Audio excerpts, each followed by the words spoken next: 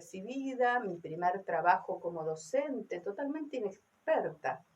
Y yo decía, una gran barrera a su aprendizaje, porque yo descubrí poquito tiempo antes de terminar mi pequeña suplencia de 4 meses.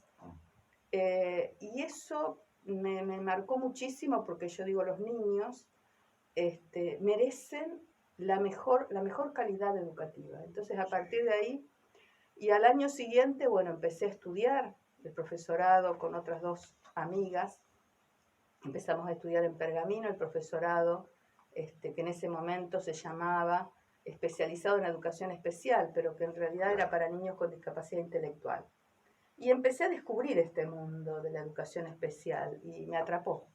Entonces, bueno, seguí haciendo carreras, todas en relación y como complemento a los niños que llegaban a mí, ya sea con discapacidad intelectual.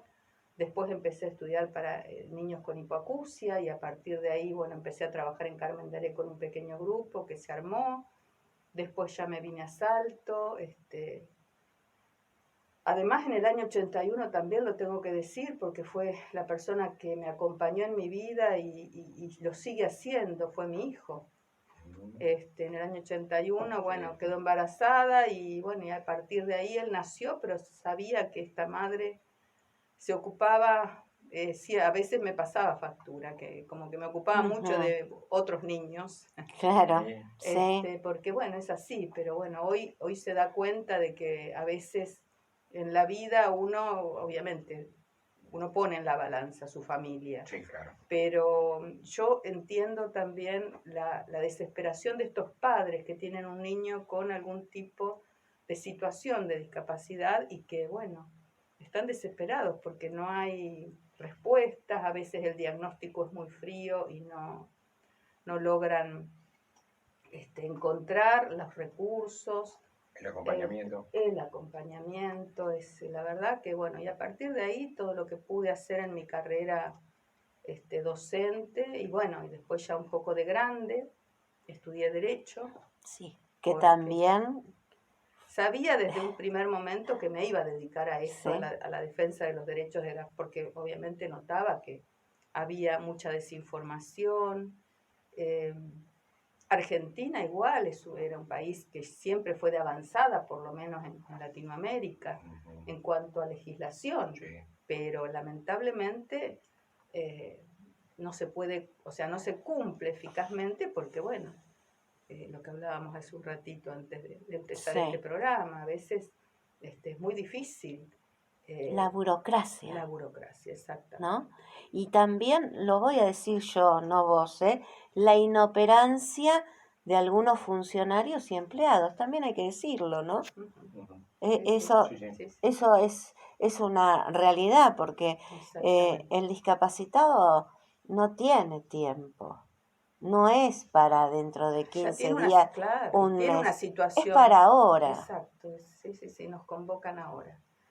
Bueno, y este reconocimiento un poco tiene que ver con 2 personas que se acercan a mí. La verdad que fue un placer, porque son 2 señoras de la rueda interna del Rotary, las tengo que nombrar porque la verdad son personas maravillosas, Nilda Forcat y Katy Dalmaceto.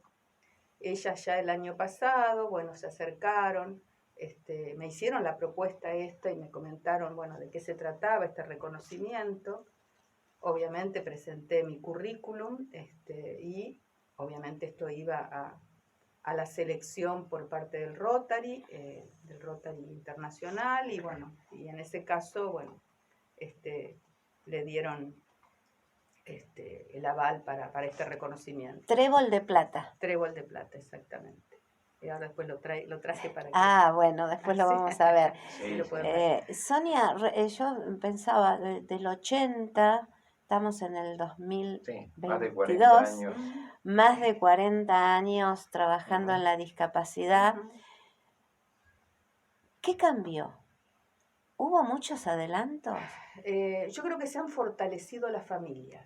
Ajá. O sea, uno lo que intenta, esto hay una palabra que a mí mucho no me gusta, pero que en realidad es el empoderamiento de las familias, de las personas, que precisamente te digo que también la burocracia misma de lo que hablábamos recién los cansa, como también nos cansa a nosotros que estamos en esta, como decía hoy, a veces remamos en cemento, Sí. sinceramente no nos Ni movemos. siquiera en dulce de leche, ¿verdad? Sí, Porque ya en cemento. Sí. Y bueno, la vida de una persona, yo siempre digo que son personas, yo la admiro, una persona con discapacidad, cualquiera sea su tipo, porque Sí. por la resiliencia, porque el día a día, yo digo, son personas autorizadas para realmente, para debatir y para poder dar aportes sobre este tema a los legisladores. ¿Qué nos pasa? En general no se convoca a las personas con discapacidad. Cuando se hace una rampa, cuando se hace algún tipo de, por ejemplo, en el caso de los usuarios de silla de ruedas, y vemos horrores que se han hecho, no sé, rampas, por ejemplo, o esos vados que se hacen en las ochavas. Es imposible que una persona con una silla de ruedas pueda bajar por una ochava, porque de un lado o del otro viene atrás. Claro. o las rampas que hacen que son más bien toboganes. Sí. O con escalones. O con escalones. Entonces, porque el tema de la discapacidad, y esto tiene que ver con una convención, que también esta convención, si bien la ratifica el Estado argentino, que es la Convención Internacional sobre los Derechos de las Personas con Discapacidad, que esta convención es como que toma el modelo social. ¿Qué significa esto? El modelo social. Todo lo que fue hasta el año 2008, incluso todavía sigue siendo muy fuerte, lo que se llamó el modelo médico rehabilitador. ¿Qué significa esto? Que el problema para el modelo médico está en la persona es una enferma, por eso se habla del discapacitado. Para el modelo social, la discapacidad es consecuencia de las barreras que pone la sociedad. O sea, Sí, la persona claro, con una discapacidad motriz no puede subir una escalera, pero ahí la discapacidad le establece el entorno. Es la persona que no hace una rampa. Exacto. O sea, cualquier tipo de discapacidad. La persona que tiene, no sé, una discapacidad visual, bueno, no podrá ver, pero sí hay métodos. O sea, está el braille, hoy se pueden amplificar las letras. O sea, hay un montón de situaciones que si vos pones, la persona puede trabajar perfectamente. Claro. O sea, las barreras la pone la sociedad. Por eso para el modelo social, las barreras son sociales. O sea, la discapacidad la determina la sociedad. O sea, es una creación, una construcción social. Estamos de acuerdo. Y creo que es Estamos de acuerdo. Modelo A ver, yo alguna vez tuve la oportunidad, si mal no recuerdo, en San Luis. Hay veredas que están pintadas para justamente los no videntes. Entonces ellos, de acuerdo al color, saben cuando llegan a la esquina. O sea, es amarilla y cuando llegan a la esquina es roja. Entonces, y vos decís, pero si no la ven, sí, pero justamente con claro. lo pueden identificar. O sea, si nosotros tenemos una forma, el tema es, hoy se habla, y la misma convención lo habla, del diseño universal. Claro. El diseño para todos. Para todos. O sea, no es igual que el tema de baños. No tiene que haber un baño para personas con discapacidad. Si todos, un baño que tenga 90 centímetros para que pueda ingresar una silla de ruedas y las barrales para que esa persona pueda subirse a un inodoro, está perfecto, ya está. La sociedad marca la diferencia. Totalmente. Sí, es verdad eso de que, a ver, baño de hombres, de mujeres y para discapacitados. Y generalmente están con llave. Sí, seguro. También. Seguro. También. Sonia, recién dijiste algo, tenía ganas de jubilarme. Y realmente decís, sí, son 40 años trabajando en esto. En realidad, este trabajo que estoy haciendo, yo ya me jubilé, en realidad ya estoy jubilada, no es que me tengo que jubilar, me jubilé como docente. Claro, bueno. Y me jubilé en el 2009 y obviamente sabía... Pero tendrías ganas de quedarte en casa. Y bueno, tengo una mamá de 93 años, a veces uno tiene ganas de compartir por ahí con... Pero la vocación de servicio es mayor. Sí, a veces sí, porque llaman las familias, y vos ves la desesperación, la necesidad del acompañamiento, de una escucha, no sé, y realmente yo siento, porque en esto me parece que lo más importante acá es tener empatía, o sea, ponerse en el lugar del otro.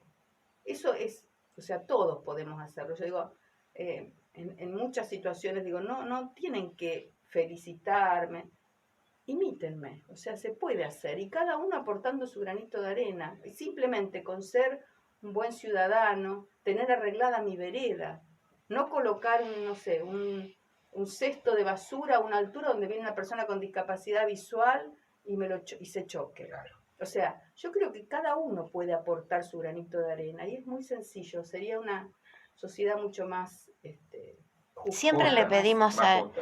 yo digo, más siempre, inclusiva. sí, siempre pedimos al Estado y No, me no, quedé pensando en exacto. eso, ¿no? Lo que vos Ujú. dijiste, ¿no? Yo no se me había ocurrido que, claro, para poner la basura Sí, a sí, una a altura, una cierta determinada sí, altura sí, no es tener algo. vereda arreglada. Ujú, Vos fíjate con qué poquito. Y ni siquiera necesitamos tampoco. Yo una vez viajé al sur, allá en la Patagonia del lado chileno, ujú. y un pueblito muy chiquito, realmente me pareció maravilloso. Obviamente ellos tenían su explicación por qué tenían las veredas, que simplemente con una lechada de cemento. O sea, no Sí. tienen, ni siquiera necesitas comprar Sí, sí, baldosa. una Baldosa. baldosa que O sea, si sea, vos con una lechadita de cemento sí, la que esté mantenés, parejita. parejita es suficiente. Ujú. O sea, es algo que, no sé, es el granito de arena que todos podríamos aportar. ¿Somos una sociedad muy egoísta? Y lo que pasa es que no estamos unidos. Y en esto, hasta que no me toca, no lo miro con... Y otro gran tema de las personas con Sí, discapacidad, que se los mira con esto que también lo marcó mucho el modelo médico. Al ser una persona enferma, entonces hay que tenerle lástima, Mm, ¿no? ¿no cambió sí, eso, Y Sonia? cambió poco, porque todavía el modelo médico está muy fuerte, por ejemplo, en la parte de educación. El modelo médico ha marcado mucho el tema de los diagnósticos, por ejemplo. El diagnóstico es una etiqueta que se le pone a un niño y a veces es muy difícil eh, por lo menos, no sé, nosotros tratamos, bueno, yo como trabajé muchos años también en atención temprana y sé que las chicas seguramente del centro continúan en este tema, es acompañar a esos padres que reciben ese diagnóstico, porque muchas veces es algo muy frío, también a veces los profesionales de la salud, cómo transmiten ese Claro, diagnóstico de ese hijo, sí, sí. que bueno, eh, es el hijo que le tocó, o sea, no es por ahí ese sueño que tiene todo papá o seguro. de que este hijo nazca sano, eso es Sí, sí, generalmente es lo que nos preguntan a todas las mamás o padres y decimos lo mismo. Y un niño que nace con algún tipo de situación de discapacidad, bueno, es esto y a partir de ahí hay que empezar a trabajar y nunca ponerle techo a un niño. O sea, claro. ahí, esa es la idea. Ahí está. Y a Ujú. veces los diagnósticos son tan crueles porque que te digan que un niño tiene una discapacidad severa o intelectual o ya es como que le estamos poniendo, ¿no es cierto?, un Un techo. techo. Y en esto, Estamos etiquetando y Y exactamente, en el esto no estigma, hay techos, no ¿no? hay no. absolutamente, Cada persona exacto. es única. Y aún con un mismo Sí, diagnóstico. sí, por Claro. eso. Cada persona es única, tiene que ver no solamente lo que le aporta su genética, su biología, el contexto social es muy importante. O sea, el acompañamiento de esta familia, de las instituciones como son las escuelas, el jardín primero, el centro de atención, si es que bueno, va a pasar por un centro de atención o un jardín maternal, es fundamental el contexto en que se desenvuelve el niño, de manera que lo incluya, y que se sienta parte de la sociedad, porque en realidad eh, las personas, o sea, somos seres únicos, ¿no? Pero, y cada uno tiene su aporte. Ese era el gran tema con este modelo médico, que al considerarlos enfermos pensábamos que la persona siempre tenía que estar protegida, asistida, y en realidad las personas hoy tienen decisión, o sea, las personas se las debe respetar. Incluso, mira, es algo también que tuvo muchos más de un siglo, fue el tema de la capacidad jurídica de una persona con discapacidad. Recién en 2015 se logró, con la reforma del Código Civil, hablar de determinación de capacidad jurídica, porque antes la curatela, hablábamos, era muy común hablar de curatela. Sí. ¿Qué era la curatela? Era la muerte civil de la persona con discapacidad, porque el curador lo que hacía era representarlo absolutamente todo, se le sacaba, digamos, la posibilidad de que esa persona decidiera sobre su propia vida. Entonces el curador, y hoy por hoy, solamente es como una excepción el curador, y en caso en que la persona realmente tenga, creo que, mira, uno de los pocos casos que conozco que se le designó curador fue a Gustavo Cerati. Ajá. Durante el tiempo en que estuvo, porque bueno, ya no había posibilidad de que él pudiera decidir. Pero en esos casos extremos hoy se considera la curatela. Para las demás personas necesitan apoyos como necesitamos cualquiera necesita el apoyo de un abogado, de un contador o de lo que fuera. Lógico. Esos son apoyos y la persona tiene la posibilidad de elegir su propio apoyo. Entonces, eso es muy importante, incluso el mismo código lo dice, el juez, antes de determinar su capacidad, tiene que tener una entrevista con la persona, tiene que tener una audiencia con la propia persona para poder intercambiar, saber, y un equipo interdisciplinario es el que va a determinar qué apoyos necesita y de qué manera. Sí, por supuesto. Realmente, bueno, Sonia se ha capacitado en todo lo que tiene que ver en discapacidad, en docencia. Realmente le has dado tu vida. Y por ahí comparto, por ahí comparto un poco con tu hijo, que no nos escuche, pero realmente comparto esto de que le has dado la vida a la discapacidad.